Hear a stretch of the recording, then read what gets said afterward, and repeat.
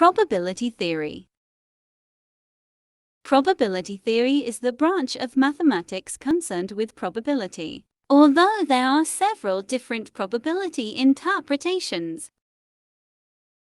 Probability theory treats the concept in a rigorous mathematical manner by expressing it through a set of axioms.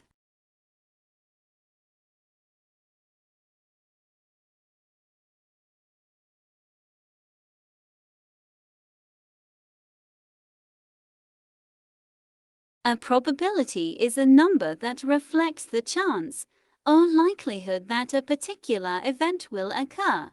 Probabilities can be expressed as proportions that range from 0 to 1, and they can also be expressed as percentages ranging from 0% to 100%.